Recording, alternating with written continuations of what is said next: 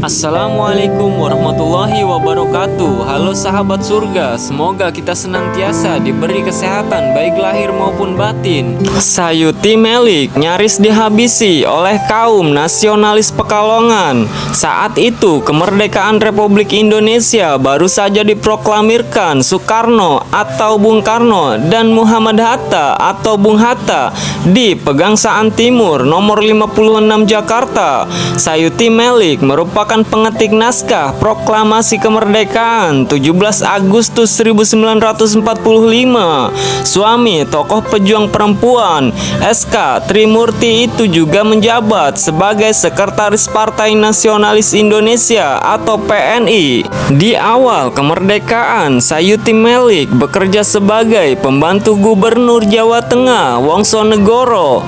Ia menangani bidang kerakyatan. Sesuai tugasnya, Sayuti diutus memantau wilayah keresidenan Pekalongan yang saat itu tengah bergolak.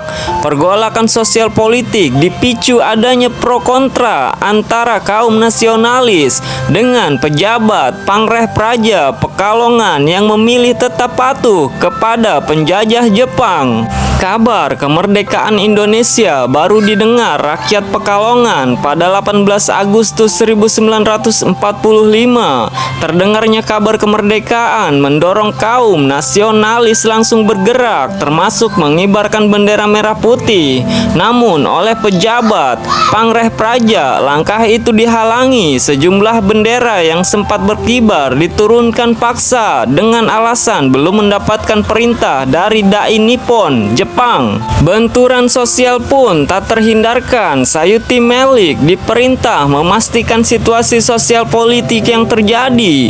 Sayuti Melik bersama Subandrio dan Hugeng kemudian mendapat tugas dari Gubernur Jawa Tengah untuk mengunjungi keresidenan Pekalongan. Demikian dikutip dari buku SK Trimurti, Pejuang Perempuan Indonesia tahun 2016. Naas saat bersama Kiai Haji Iskandar Idris, yakni Komandan Resimen 17 TKR atau Tentara Keamanan Rakyat, dan Kiai Bisri untuk menemui Kutil, seorang jagoan di Tegal.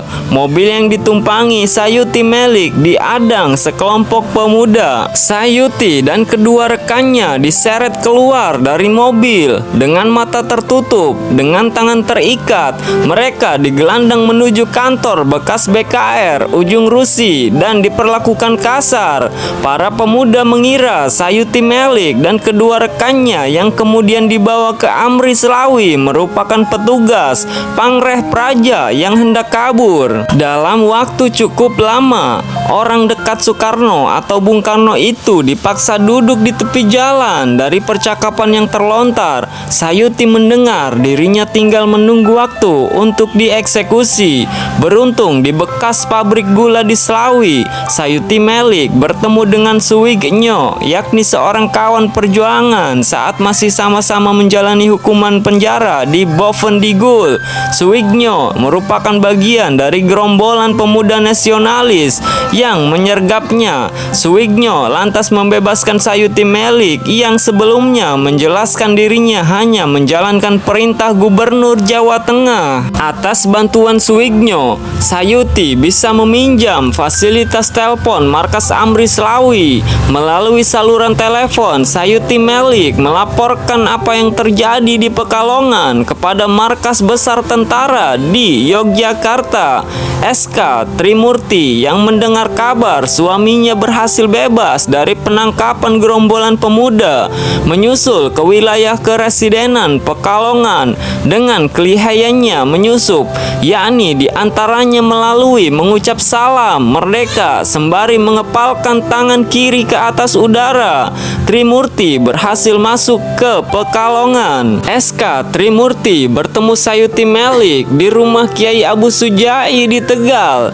Kiai Sujai merupakan tokoh muslim yang terkenal anti Belanda dan Jepang. Oleh istrinya, Sayuti Melik disarankan kembali ke Yogyakarta guna melaporkan peristiwa tiga daerah, Brebes, Tegal, dan Pemalang, sebab SK Trimurti juga mendengar kabar gerombolan pemberontak tengah memburu Sayuti Melik.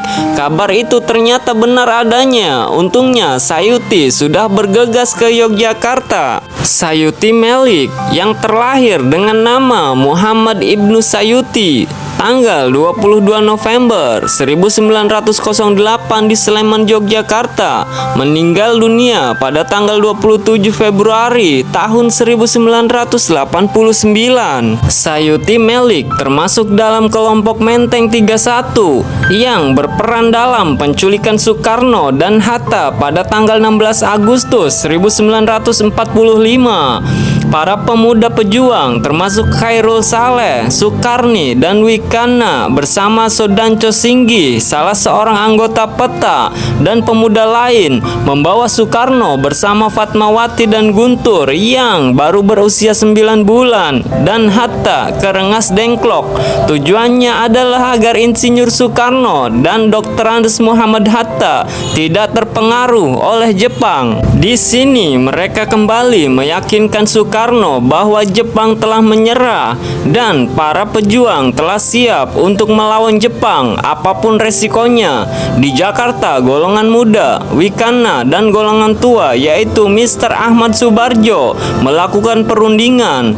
Mr. Ahmad Subarjo menyetujui untuk memproklamasikan kemerdekaan Indonesia di Jakarta.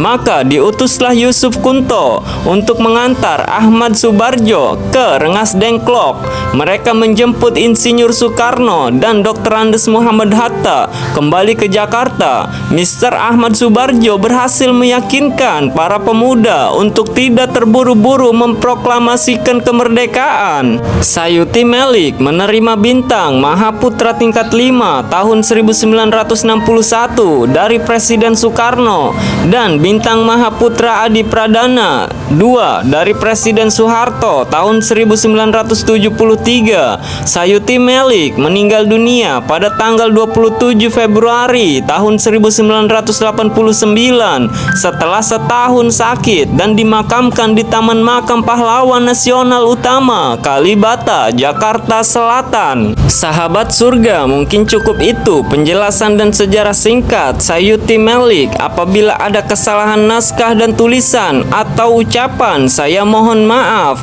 Kurang dan lebihnya saya akhiri dengan wassalamualaikum warahmatullahi wabarakatuh.